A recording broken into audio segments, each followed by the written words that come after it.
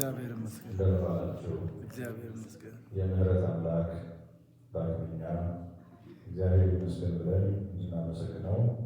አመስግነን ደግሞ በረከት እንድንቀበል ስለፈቀደልን በቤቱ ስለሰበሰበን ክብርና ምስጋና ለስም አጠራሩ ይሆንልን። የእመቤታችን የቅድስት ድንግል ማርያም ምልጃ ጸሎት የቅዱሳን አባቶቻችን ጥርጥር የሌለባት እምነታቸው በተጋድሎ ሕይወታቸውን የሰጡላት የእምነታቸው ትሩፋት ከእኛ ጋር ይሁን። የቅዱሳን መላእክት ጥበቃ አይለየን። እስመ አዕይንቲሁ ለእግዚአብሔር ዘእንበራ ላዕለ ኩሉ ከመ ያጽንዕ ሕሊናሆሙ ለፍጹማነ ልብ። እግዚአብሔር ልቡ በእርሱ ዘንድ ፍጹም የሆነውን ያጸና ዘንድ ዓይኖቹ በምድር ሁሉ ይመለከታሉና። ሁለተኛ ዜና መዋዕል ምዕራፍ 16 ቁጥር 9 ላይ ያልቃል። እግዚአብሔር ልቡ በእርሱ ዘንድ ፍጹም የሆነውን ያጸና ዘንድ ዓይኖቹ በምድር ሁሉ ላይ ይመለከታሉና ይላል። እንግዲህ ዛሬ በጠዋት አገልግሎታችን ዕለቱን አስመልክተን በዓሉን አስመልክተን ተማምረናል። አሁን ደግሞ እርግጥ ነው በጠዋት የትምህርታችን ክፍልን ሕይወታችንን የተመለከተ ከበዓሉ ጋር አስተሳሰብ እግዚአብሔር ከፈቀደ ተማምረናል። አሁን ደግሞ በእግዚአብሔር ላይ ፍጹም ስለመታመንና በእርሱ ላይ ብቻ ስለመደገፍ በሁለተኛ ዜና ምዕራፍ 16 ቁጥር 9 ላይ የተጠቀሰውን የትምህርት ርዕስ መነሻ አድርገን በዚያ ላይ የተገለጠውን እውነት መነሻ አድርገን በሕይወታችን እንዴት መግለጥ አለብን የሚለውን እንማማራለን።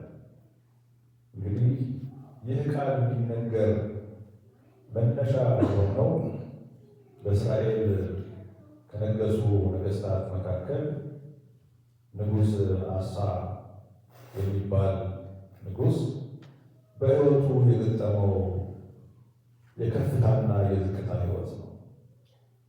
እግዚአብሔር ልቡ በእርሱ ዘንድ ፍጹም የሆነ ያጸና ዘንድ ዓይኖቹ ሁሉ በምድር ሁሉ ላይ ይመለከታሉ የሚለው ቃል የተናገረው ያ ንጉሥ አሳ በነበረበት ዘመን የነበረ የእግዚአብሔር ነቢይ አናኒ የሚባል ነቢይ የተናገረው። ጥቅሱን እንደምንመለከተው የእግዚአብሔርን ኃያልነት፣ የእግዚአብሔርን ሁሉን አዋቂነት፣ እግዚአብሔር በምድር ሁሉ ላይ ያለውን እንደሚመለከት አይማሬ ሁሉነት፣ ሁሉን አዋቂነት የሚገልጽ ነው እና ነቢዩ ይህንን ሲናገር እግዚአብሔር በምድር ሁሉ ላይ ያለውን የእያንዳንዳችን ልብ እንደሚመለከትና ለእርሱ ልባቸውን የሰጡትን ሰዎች እግዚአብሔር ብርታት እንደሚሰጣቸው የሚያረጋግጥ ቃል። እግዚአብሔር ዓይኖቹ በምድር ሁሉ ላይ ይመለከታሉ፣ ነገር ግን ልቡ በእርሱ ዘንድ ፍጹም የሆነውን ግን ለማጽናት እምነቱ በእግዚአብሔር ላይ ፍጹም የሆነውን ለማበርታት እግዚአብሔር ዓይኖቹ ከሌላ ጊዜ በተለየ እንደሚመለከት በተለየ መልኩ ለእንዲህ አይነቱ በእርሱ ላይ ለሚታመን ተአማኒ አማኝ በተለየ መልኩ እንደሚመለከተው፣ ብርታት እንደሚሰጠው፣ ኃይል እንደሚሆነው፣ ጸጋ እንደሚሆነው የሚገልጽ ቃል። እንግዲህ ነቢይ ማነው? ንጉሥ አሳ የእስራኤል መንግስት ለሁለት ከተከፈለ በኋላ እስራኤል የነገሱ ነገስታት ታሪክ ስናጠና የመጀመሪያው ንጉሥ ዳዊት ነው። እርግጥ ነው ከንጉሥ ዳዊት በፊት የነገሰ ሳኦል የሚባል ሰው ነበረ። እሱ እግዚአብሔር ፈቅዶ ያነገሰው ስላልሆነ ሕዝብ ጠይቆ ንጉሥ አንግስልን ብለውት እግዚአብሔር ደግሞ እኔ በእናንተ ልብ ላይ ንጉሥ ሆኜ እንዳልኖር የሰው ንጉሥ ፈልጋችኋል ብሎ አዝኖ ፈቃዱ ሆኖ ሳይሆን ከእነሱ ፈቃድ በመነሳት የሾመላቸው ስለሆነ በእስራኤል ዘንድ ንጉሥ ሳኦልን የሚወደድና የሚከበር ስላልሆነ ምግባሩ ተግባሩ ያን ያህል የሚያስወድደው ንጉሥ ስላልሆነ በእስራኤል ዘንድም ንጉሥ ተብሎ ሲጠራ ቀድሞ የሚያነሱት ዳዊትን ነው። እግዚአብሔር ለልቤ ያለው ዳዊት የእስራኤል የመጀመሪያው ንጉሥ ይባላል።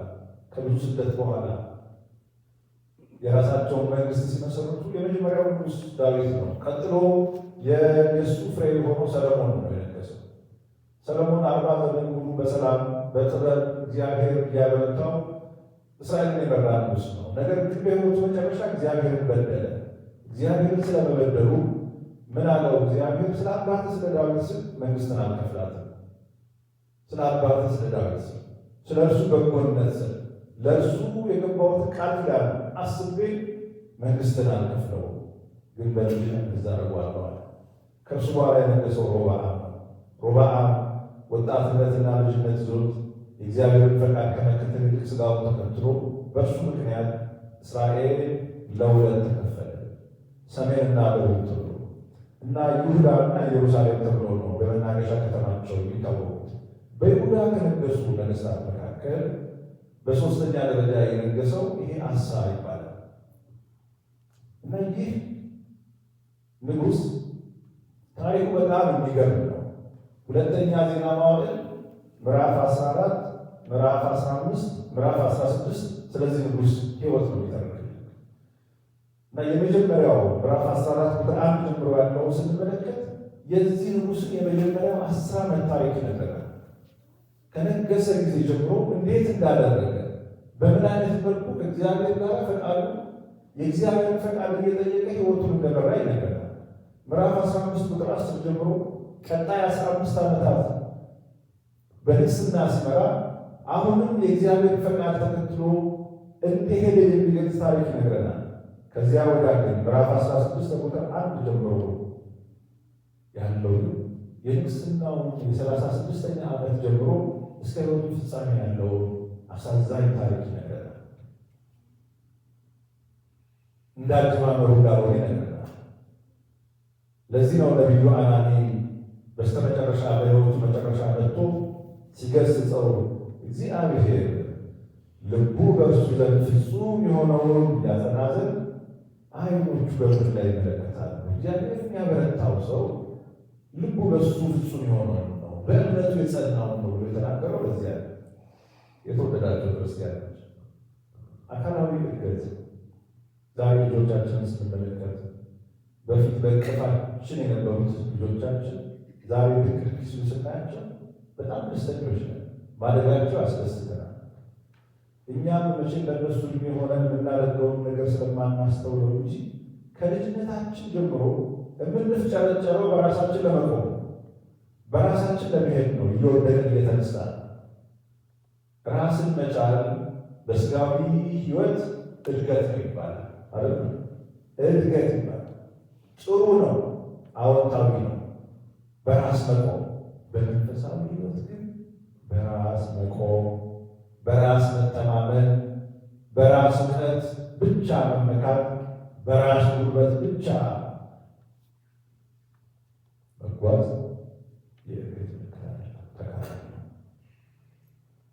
በመንፈሳዊ ሕይወት እያደገ መጣ የሚባለው ሰው በእውቀቱ ከመመካት ይልቅ በእግዚአብሔር ችሎታ ሲመካ፣ በጥበቡ ከመመካት ይልቅ በእግዚአብሔር ካህሊነት ሲመካ፣ በጉልበቱ ከመመካት ይልቅ ትሑት ሆኖ የእግዚአብሔርን ፈቃድ በመከተል የሚያደርገው ሕይወት መንፈሳዊ እድገቱ ይለካል።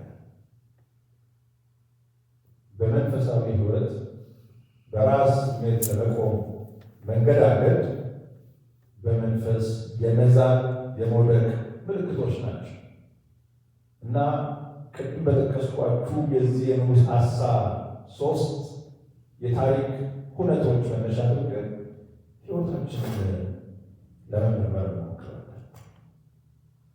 አሁን ያለንበት ሕይወት እንዴት ነው? አሁን የቆምንበት ሁኔታ በየትኛው ላይ ያለ ነው የሚለው እንመዝናለን።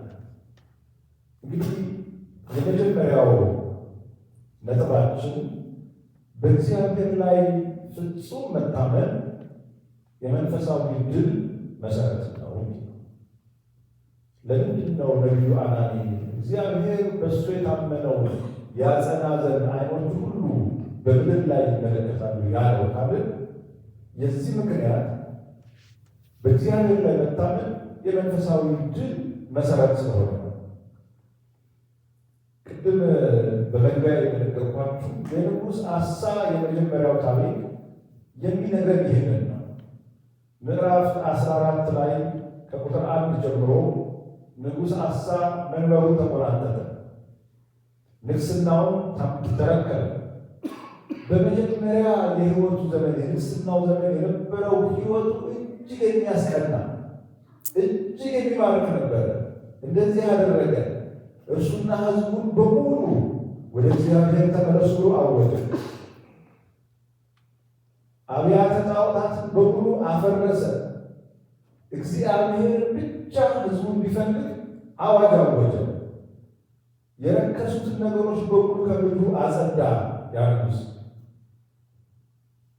ንግሥናውን ሲቆናጠጥ እንዲህ አይነት ንጉሥ ቤት ያስቀናል።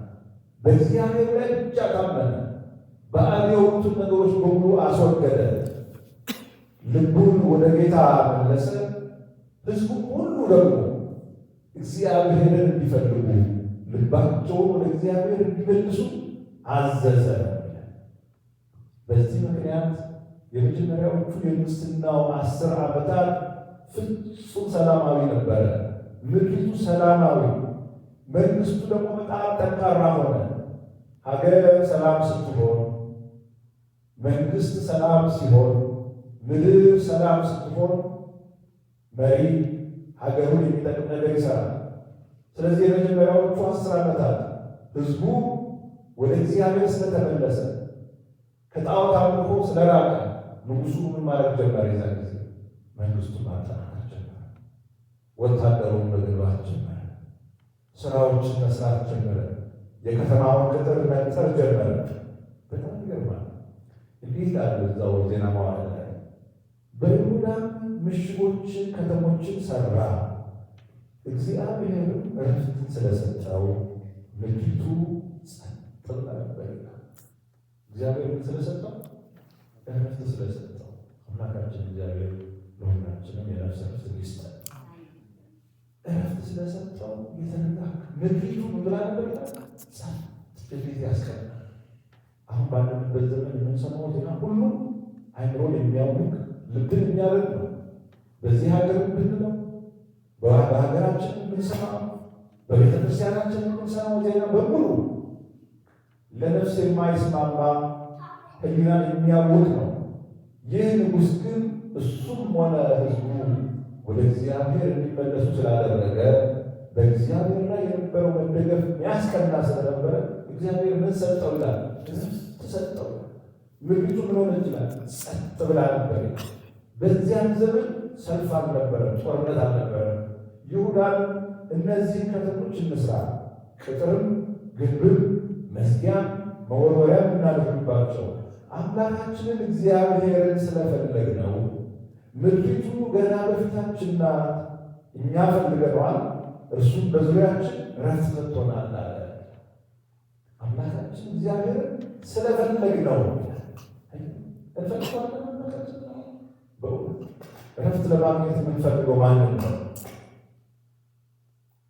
ሕይወታችን ሲታወቅብን፣ በጭንቀት ስንወጠን፣ የልጆቻችን ሁኔታ ሲያሳስበን፣ የቤተ ክርስቲያናችን ሁኔታ ሲያስጨንቀን ረፍት ልናገኘው ከማን ነው ብለን ነው የምናስበው? ሁላችን ወደ ስካር ቆርቆር ክፉ ነገር ስንሰማ ደግሞ በጎ ነገር የምንሰማበት ሌላ መንገድ እንፈልጋለን።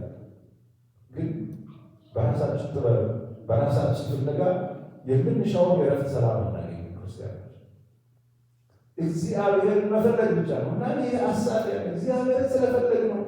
ምድሪቱ ገና በፊታችን ናት፣ እኛ ፈልገነዋል፣ እርሱ ደግሞ ምን አደረጋል? በዙሪያችን እረፍት ሰጥቶናል። እረፍት የምናገኘው እግዚአብሔርን አጥብቀን በፈለግነው ጊዜ ነው ክርስቲያን። ስለዚህ ወደ እግዚአብሔር መመለስ እግዚአብሔርን መፈለግ ነው እረፍትንና ሰላምን የሚሰጥ እና በዚያ ጊዜ እሱ ወደ እግዚአብሔር በተመለሰ ጊዜ የኢትዮጵያ ንጉሥ የነበረው ወይም የኢትዮጵያ መሪ የነበረው እንግዲህ የጦር መሪ ይመስለኛል እንግዲህ ዝሪ ይባላል ይላል የዜና መዋዕል ጸሐፊ 1 ሚሊዮን የሚጠጋ ሰራዊት ይዞ የንጉሥ አሳን ከተማ ሊወጋ በዚያ መጣ ይላል። ንጉሥ አሳ እሱ ወደ እግዚአብሔር መፈለግ ተመልሶ ከተማው ሰላም ስለሆነችለት ቅጥር ቢቀጥር ወታደር ቢያጠናክር የነበረው ኃይል በጣም ጥቂት ነበር። በመቶ ሺዎች የሚቆጠሩ ነበሩ። የወቅቱ የኢትዮጵያ መሪ ደግሞ የጦሩ መሪ ዝሪ የሚባለው ይዞ የመጣው 1 ሚሊዮን የሚጠጋ ሰራዊት ይዘረዝረዋል። ስንት ፈረሰኛ ስንት ባለ ጦር እንደሆነ መጽሐፍ ቅዱስ የሁለቱ የጦር ጉልበት ብታነጻጽሩት የሰማይና የምድር ልዩነቱ የሰማይና የምድር ያህል ነው።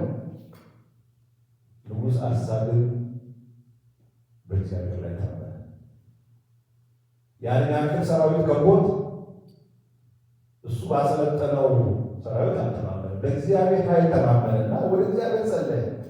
ልብ የሚነካ ጸሎት አቀረበ። እንዲህ አለ፣ አቤቱ በብዙ ሆነ በጥቂቱ ማዳን አይሳንህም። አቤቱ አምላካችን ሆይ በአንተ ታምነናልና በስምህም በዚህ ታላቅ ወገን ላይ መጥተናልና እርዳን። አቤቱ አምላካችን አንተ ነህ፣ ሰው አያሸንፍህም።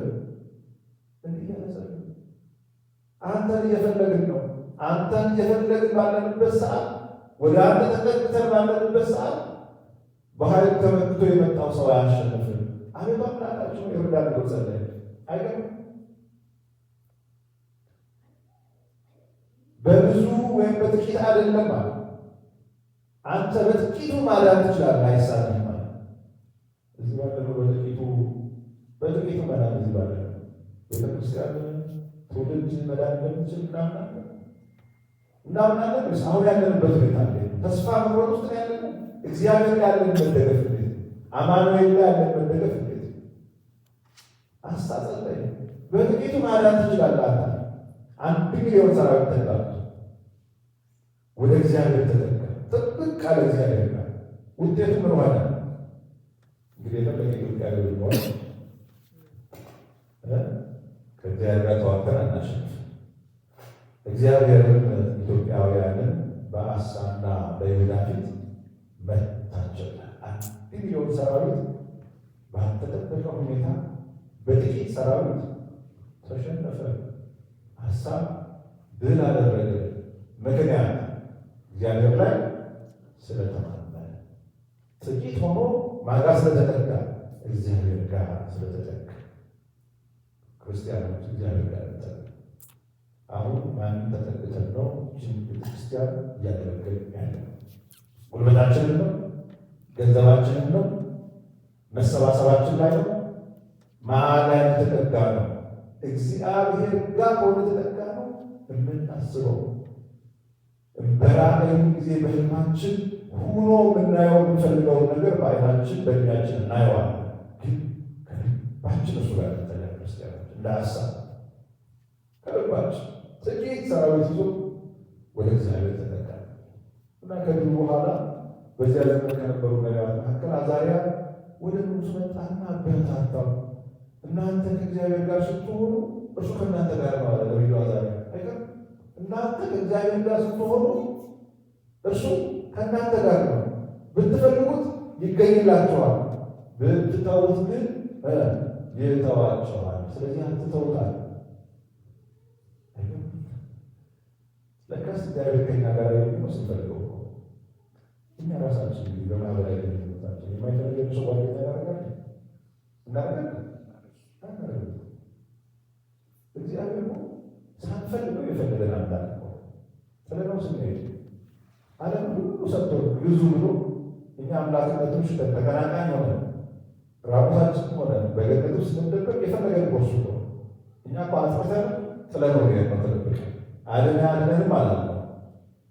ከፍቅሩ የተነሳ የፈለገን አምላክ ነው። እዚህ አምላክ ስንመጠጋ የምንፈልገው ነገር እንዲገኝ ያደርጋል።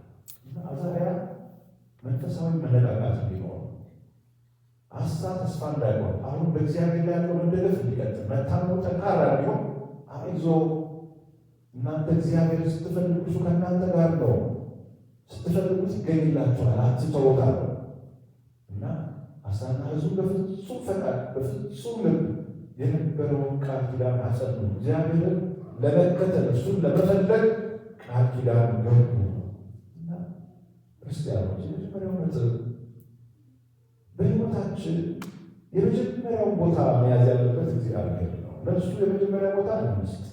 በእርሱ ስንታመን የሰው ኃይልም ሆነ የርኩሳን መናፍስት ኃይል በእኛ ላይ ስልጣን አይኖራቸውም። የሰው ኃይል ቢሆን እጅግ ቢበዛል ቢፈትነን እኛ እሱ ጋር ተጋጃ ያሸንፈን።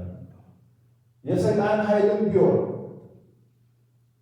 እጅግም የበዛ ቢሆን እንኳን በእርሱ የታመን ከሆነ አንሸነፍም። ምክንያቱም ከእኛ ጋር ያለው ማን ነው? እግዚአብሔር ነው።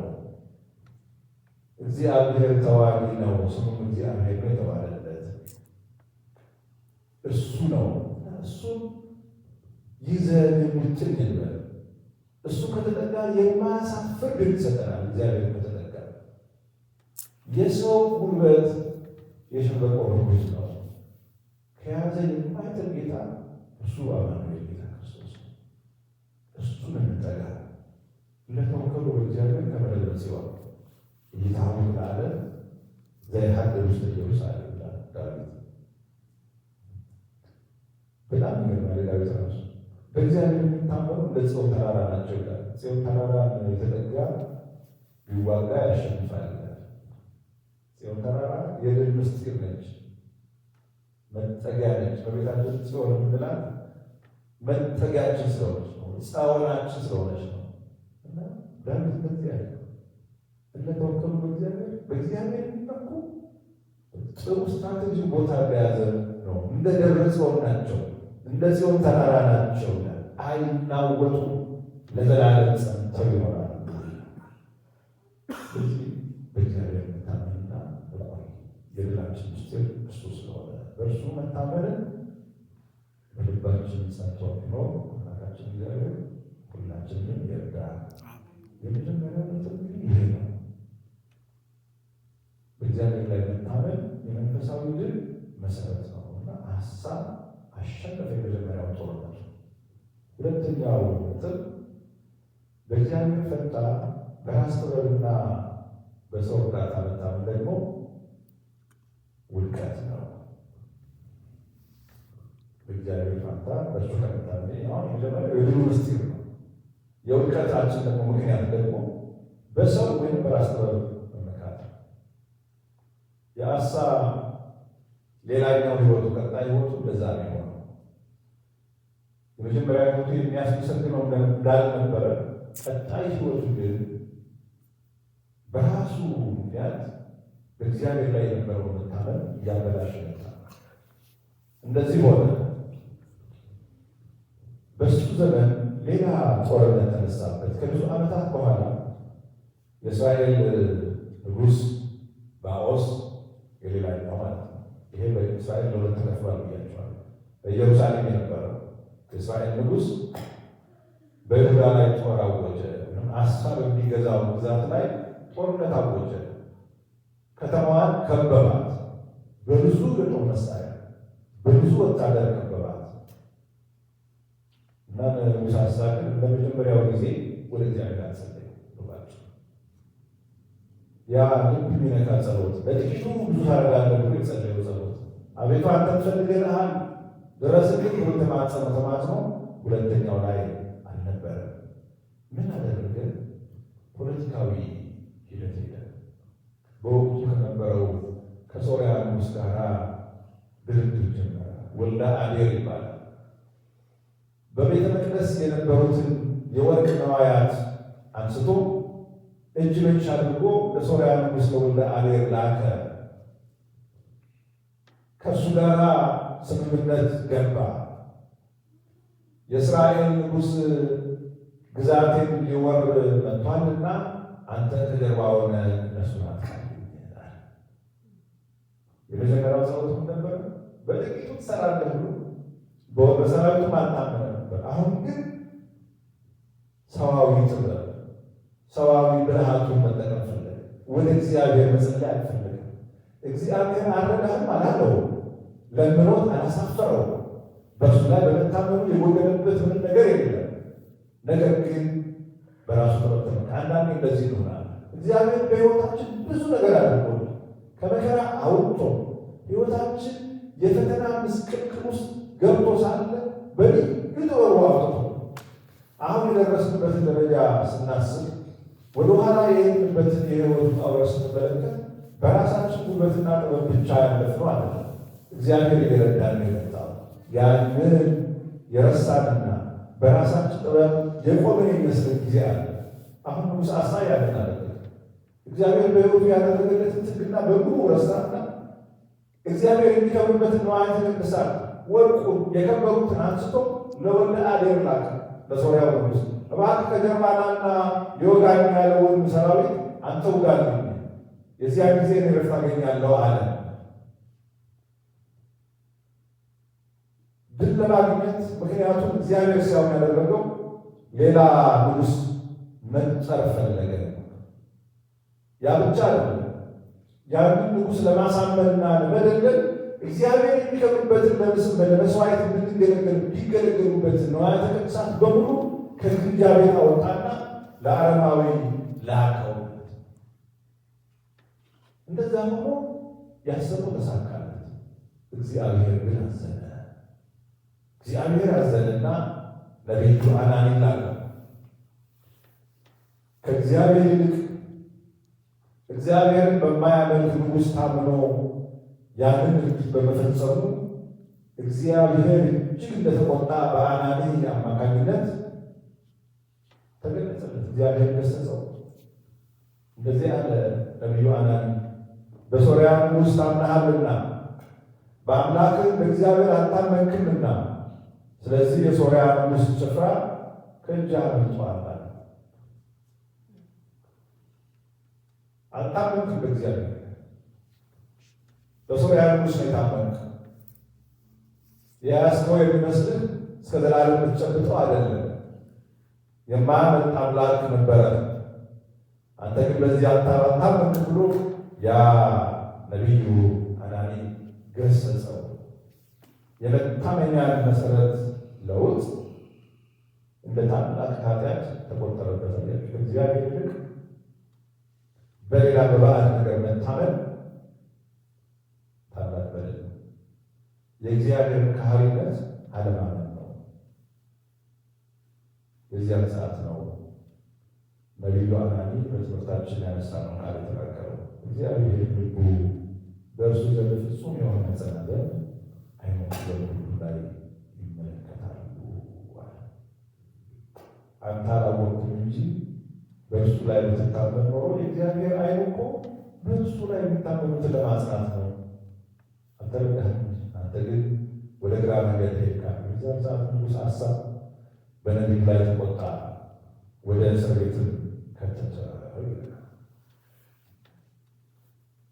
ወገኖቼ እግዚአብሔር በሕይወታችን ውስጥ በማንኛውም ጊዜ በማንኛውም ሁኔታ በማንም ኃይል መለወጥ የለብንም። እንዲሁ ስንነጋገር ቀላል ይመስለናል። ወቅቶች ግን አሉ የምንለውጥበት። ከእግዚአብሔር ይልቅ በባለስልጣን ዘመን የምንመካበት፣ ከእግዚአብሔር ይልቅ በገንዘባችን የምንመካበት፣ ከእግዚአብሔር ይልቅ በጉልበታችን የምንመካባቸው ጊዜያቶች አልፈዋል በሕይወታችን። አሁን ችግሮች ሲመጡ ከነዚህ በአንዱ የምናበጥ ይመስለናል። በአንዱ የምናበጥ በዛ ተመክተን ሰው የምናጠቃ ከሆነ የእግዚአብሔርን ካህሪነት የምንረሳ ከሆነ ያከባድ በደል ነው። ከእግዚአብሔር ይልቅ በራስ ብልጠት መፍትሄ ለማግኘት የምንፈልግ ከሆነ ያ ታላቅ በደል ነው። ይሁዳን በሞተ ሥጋ ላይ ሞተ ነፍስ ከነ ኃጢአቱ ወደ ሲኦል እንዲሄድ ምክንያት የሆነው በራስ ብልጠት ላይ የተመሰረተ መዳንን ስለፈለገ ነው። ይሁዳ ከጌታ እግር ስር የተማረ ነው። እሰቀላለሁ ሲል የሰማ ነው። እነሳለሁ የቤተ መቅደስ አፍርሱት ከ3 ቀን በኋላ አስነሳዋለሁ ሲል ሰምቷል። ይህን ሁሉ እየሰማ አሳልፎ ሰጠው ለገንዘብ ሲል። አሳልፎ ከሰጠው በኋላ ከእርሱ በፊት ደጋግሞ እንደ ጴጥሮስ በንስሐ መመለስ ሲችል ምን ተጠቀመ? ብልጠት ተጠቀመ። እንዴ ይህ ሰው እኮ ከሞቱ በኋላ እነሳለሁ ብሏል። ስለዚህ እሱ በአካለ ነፍስ ወደ ሲኦል ወርዶ በሲኦል ያሉትን ነፍሳት ነፃ ሲያወጣ እኔ ቀደም ዛ ጠብቀው ነፃነቴን አገኘዋለሁ ያለና ምን አደረገ? ራሱን ለመግደል ሞከረ። ተፈጥሮ አስተማረችው ይላሉ አባቶቻችን። ዛፉ እንኳን ያን በደለኛ ሰው ችላ ልታንጠለጥለው ልትገድለው አልፈቀደችም። ንስሐ እንዲገባ ነበር የነገረችው። እሱ ግን አልሆነም። ታንቆ ሞተ ብሎ የጻፈ ሐዋርያ አለ። በኋላ ግን አባቶቻችን እንደሚለው ከዛፍ ላይ ወደቀ፣ ያለ ቁራኛ ሆነ። የጌታ መንገድ በሰማ ጊዜ ያ ታሳልፍ የሰጠው ጌታ ወደ ሰማይ ከፍ ከፍ አለ። ቤባቤ መላእክት ሲባል ያንን ለማየት ከአልጋው ሲነካ የአልጋው ሸንቆር ሆድን በክፎት እንዳረፈ መጽሐፍ ቅዱስ ይነግረናል። የአባቶች ደግሞ ታሪክ ይህ ሁላ መጨረሻ በራስ ብልጠት ላይ የተመሰረተ ጽድቅና ድህነትን ማግኘት ስለፈለገ ነው። ያደለም ክርስቲያኖች በራስ ኃይል፣ በራስ ገንዘብ፣ በራስ እውቀት፣ በዘመዶቻችን ጉልበት፣ በዘመዶቻችን ኃይል፣ በብዛታችን የምንመካ ከሆነ የመንፈሳዊ እውቀታችን ምልክት ነው። ቁልቁል እየሄድ ነው። እየበዛን ይመስለናል። በብዛታችን ከተመካን እየወደቅ ነው። እየጠነከርን ይመስለናል። እየወደቅ ነው። ወንጌልን እንስማ፣ ቅዳሴ እናስቀድስ ሲባል የእስከዛሬው መካል የምንል ከሆነ የእስከዛሬው የሰማነው ያጠራቀምነው እውቀት ለድህነት ካልሆነ እየወደቅን ነው። በሁለት እግራችን የቆመ የሚመስለን ከሆነ ሐዋርያው ምንድን ያለው? የቆመ የሚመስለው እንዳይወድቅ ይጠንቀቃል። የሕይወት ዘመን ጉዞ ነው ክርስትና። ክርስቲያኖች በአንድ ሰሞን ብቻ በእግዚአብሔር ላይ ታምነን ያ እንደ ቻርጅ እንደተደረገ የኤሌክትሪክ ዕቃ በስልኮቻችን እስከ ተወሰነ ሰዓት ያን እየመነዘረን የምንጠቀመው አይደለም። ክርስትና ሕይወት ቀድሞ የሰራነው ጽድቅ እስከ ሕይወታችን ፍጻሜ ድረስ እየመነዘረን የምንጠቀመው አይደለም። እስከ እስትንፋሳችን መጨረሻ ድረስ በእግዚአብሔር ላይ ታምነን መቆየት አለብን። የዚህ ሰው የ40 ዘመን ንግስና ከ36ኛው ዓመት በኋላ ነው እየተበላሸ ነው። 36ቱ ዓመት መልካም ነበር፣ በእግዚአብሔር ላይ ታመነ ነበር። ከዚያ በኋላ ግን ያለው ምንድን ነው? በራስ ብልጠትና በራስ ጉልበት ላይ መተማመን ሆነ እና ክርስቲያኖች ማዳን በማይችሉ በሰው ልጆችና በአለቆች አትታመኑ ይላል። ልንታመን የሚገባው ልንደገፍ የሚገባው ማዳን የሚችለው ባዳነን በእግዚአብሔር ላይ ብቻ ሊሆን ይችላል ይገባል። ስለዚህ ሁለተኛው ነጥባችን የውድቀታችን መነሻ በራሳችን መመካት ስንጀምር ነው። ግልጽ ነው። ሶስተኛው እና የመጨረሻው በመከራም ጊዜ በእግዚአብሔር ላይ መጽናት ያስፈልጋል። በደህናው ጊዜ ብቻ አይደለም፣ በፈተናው ጊዜ መጽናት ያስፈልጋል። በዚሁ ሁለተኛ ዜና ምዕራፍ 16 ከቁጥር 11 ጀምሮ ባለው የንጉሥ አሳ ታሪክ የሕይወት መጨረሻ የሚነግረን ነው። ንጉሥ አሳ በሕይወት መጨረሻ ላይ ነቢዩ አናኒ መጥቶ እግዚአብሔር እንዳዘነበት ሲነግረው በንስሐ ከመመለስ ይልቅ ያንን ነቢይ ወደ ግዞት ወሰደው። ከዚያ በኋላ በ39ኛ ዓመቱ በንግሥናው 39ኛ ዓመት ላይ እግሩ ታመመ። እግሩ ታመመ በጸና ህመሙ በጣም ብርቱ ሆነ። የዚያን ጊዜ ሆነ አሁንም በንግሥናው መጀመሪያ ላይ የተመካበት እግዚአብሔርን አይደለም ፈለገው። ከእግዚአብሔር ይልቅ ማንም ፈለገ ነው የሚለን? ባለ መድኃኒቶችን ፈለገ እና እግዚአብሔርን ግን አልፈለገም ይለናል። ከዚህ እግዚአብሔር ይሰውረው። እግዚአብሔርን ፈልጉ ሲል የነበረው በሕይወቱ መጨረሻ እየቆመ ሲመስለው ምን አለ? እግዚአብሔርን አልፈልግም አለ። የሚያድነው ማን እንደሆነ አለ? ባለ መድኃኒቶች። እግዚአብሔርን አልፈለገም የሚለው ቃል የሕይወቱ የውድቀት ማይተም ነው፣ ተዘጋ። ምክንያቱም እግዚአብሔርን የማንፈልግ ከሆነ የእሱን ምሕረትና ቸርነት የምናገኝበት ቁልፍ ጠፋ ማለት ነው። የሰውን ፈውስ ብቻ ፈለገ። የሰውን ፈውስ መፈለጉ ብቻ በራሱ መጥፎ ላይሆን ይችላል። እግዚአብሔርን ፈዋሹን እግዚአብሔርን አለመፈለግ ግን የመደልደል ነው፣ የውድቀቱ ምልክት ነው፣ የውድቀቱ መደልደያ ነው።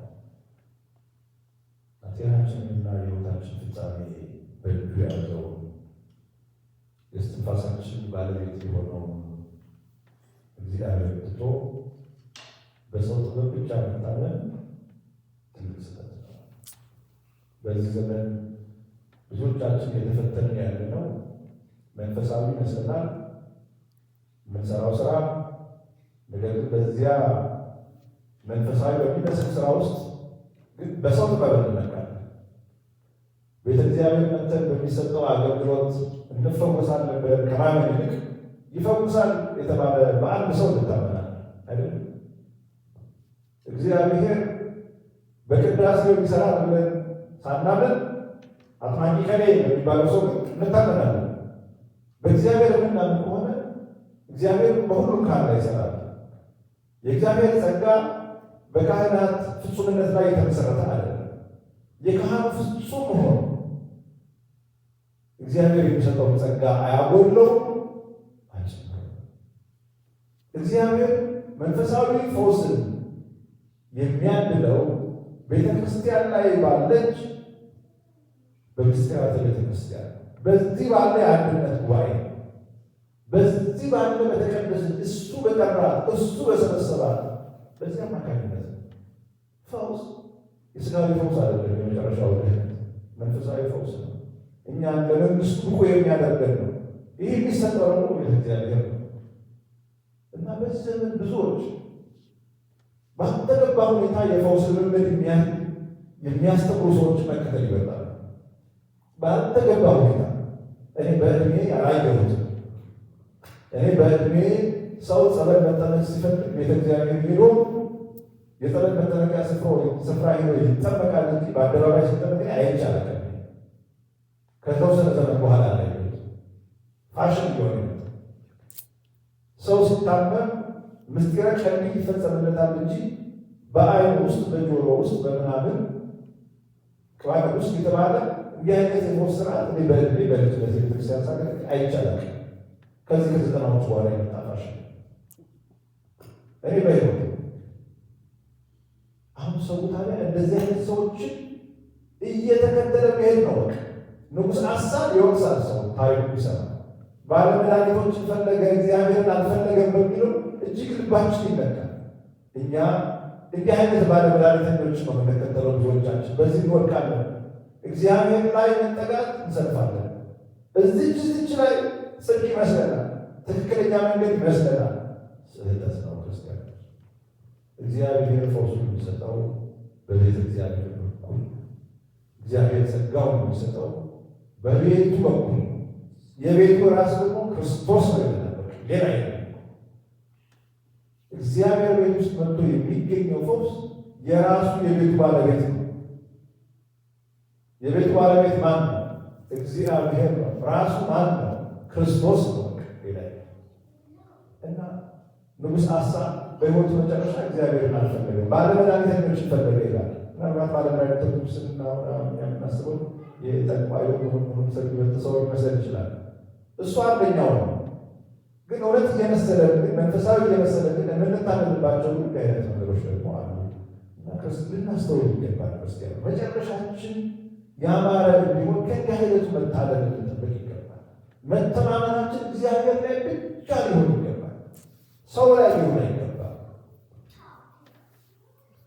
ይፈውሳል የተባለ ሰው እንኳን ቢመጣ ያንን ጸጋ በሰጠው በእግዚአብሔር ላይ መታመን እንጂ በሰውየው ላይ በሴትዮዋ ላይ መታመን እኔ ዘመን ማሳየ ነገር ሰው እኮ ልቡ እንዴት እንደሆነ ይገርመኛል። አሁን አንዲት ሴት ተከተለው ስንት ዘመን ማለት ነው እዛ አዲስ አበባ እንደው ራሱ ችላሉ ራሱ መሪ ሆና መጠው ይገርመኛል። እግዚአብሔር ከመፈለግ ይልቅ ሰው መፈለግ ማለት ያለ እግዚአብሔር ፈውስ ሰጠኛል ከማለት ሰው ላይ መታመን ማለት ያህል እና የመጨረሻው ጥሪ ለንጉሥ አሳ መጥቶለት ነበረ በአናንያ አማካኝነት ያን አልሰማም። ስለዚህ የጀመረው የመልካምነት ጉዞ በመንፈሳዊ ሕይወቱ ከፍ የማለት ጉዞ ወደ ሕይወቱ ፍጻሜ ላይ ዝቅ እያለ ፍጻሜው በውድቀት ተጠናቀቀ። ከፍ የማለቱ ምስጢር የሰላሙ ምንጭ የማዳኑ ኃይል የነበረው እግዚአብሔርን ትቶ በሕመሙ ጊዜ በጭንቀቱ ጊዜ እሱ ላይ ሳይታመንበት ስለቀረ እርሱን ሳይደገፈው ስለቀረ ፈዋሽን ሳያገኝ ቀረ። ስለዚህ እግዚአብሔር ሁላችንም ይሰውራል። እግዚአብሔር ልቡ በእርሱ ዘንድ ፍጹም የሆነውን ያጸናል የሚለው ቃል ንጉሥ አሳን ሳይመለከተው የቀረው ፍጹምነቱን ስላጣ እግዚአብሔር ልቡ የሚፈልገው በእርሱ መታመን ፍጹም የሆነውን በእርሱ ላይ ያለው መደገፍ ፍጹም የሆነውን ሰው የሚመለከተው ነው። ፍጹም መሆን ማለት ክርስቲያኖች ኃጢአት አለመስራት ማለት አይደለም። ፍጹም መሆን ማለት ኃጢአትን መጸየፍ፣ በኃጢአትን ጊዜ ወደ እግዚአብሔር መመለስ ፍጹም መሆን ማለት እንደሚምረን ደግሞ በሰራነው በደልም ይቅር እንደሚለን ደግሞ በእርሱ መታመንና እርሱ መደገፍ ማለት ነው። ስለ በደል አይደለም እግዚአብሔር የተቀየመው፣ በእርሱ ስላልተመነ ነው። እርሱን ስላልፈለገ የተቀየመ እና ፈተናዎች፣ የጤና ችግሮች፣ የኢኮኖሚ ችግሮች፣ በሕይወታችን ብዙ የሚያሳዝኑ ነገሮች ሊገጥሙ ይችላሉ። እኛ ማድረግ ያለብን ወደ እርሱ ብቻ መቅረብ፣ ወደ ፈጣሪያችን መቅረብ ነው። እርሱ ያጸናል፣ እርሱም ያበረተናልና። ሥጋዬና ልቤ ያልቋል፣ የእግዚአብሔር ግን የልቤ ዓለትና ዕድሌ ለዘላለም ያቀናል። እግዚአብሔር የዘላለም ዕድላችን ነው። ዓለታችን እርሱ ነው። የማይናወጥ ዓለታችን፣ መሰረታችን እርሱ ነው። እርሱ ነው እና የተወደዳችሁ ክርስቲያኖች የንጉሥ አሳ ታሪክ ለሁላችንም ማስጠንቀቂያ ነው፣ ማበረታቻ ነው። በጎ በሆነ መልኩ የጀመርነው መንፈሳዊ ጉዞ በስተመጨረሻ በጎ ሆኖ ሊጸናና ሊጠናከር ይገባል። በመጀመሪያ በእግዚአብሔር ላይ ታምነን ድል አግኝተን እንደሆነ ድል ተጎናጽፈን እንደሆነ በችግራችን ሁሉ ወደ እርሱ መቅረብ። ምክንያቱም የመጀመሪያው የድላችን ምስጢር እርሱ ከሆነ ችግር በሚደርስብን ጊዜ ደግሞ ችግራችንን የሚፈታልን ቁልፍ እርሱ ብቻ ስለሆነ፣ ሌላኛው እግዚአብሔርን በሰው በሀብት በጥበባችን በእውቀት መለወጥ ትልቅ ውድቀት ነው። የሚመካ በማን ይመካ? በእግዚአብሔር ይመካ። እርሱን ከተመካ የማያሳፍረን አምላክ ነውና፣ ስለዚህ ልባችን በእርሱ ዘንድ ፍጹም ሊሆን ምን እናድርግ ካለን አሁን እያደረግነው ባለው ነገር እንጽና፣ በጸሎት እንትጋ፣ ቅዱስ ቃሉን በመማማር እንትጋ፣ በትእዛዙ እንመላለስ፣ በእሱ ብቻ እንታመን። ስለዚህ በእሱ ብቻ ታመን የጀመርነው ሕይወት በመንፈሳዊ የሕይወት ልጅ እንዲፈጽም አምላካችን እግዚአብሔር ሁላችንም ይርዳ። እንደ ሀሳብ በበጎ ጀምሮ በውድቀት ከመፈጸም እግዚአብሔር ሁላችንም ይሰውረን። ያስተማረን እግዚአብሔር ስሙ የተመሰገነ ይሁን። ስብሐት ለእግዚአብሔር ወለወላዲቱ ድንግል ወለመስቀሉ ክቡር። ከመነሳታችሁ በፊት እንግዲህ ደግሞ መልዕክት ላስተላልፍ። እንግዲህ አሁን ትምህርቱ ነው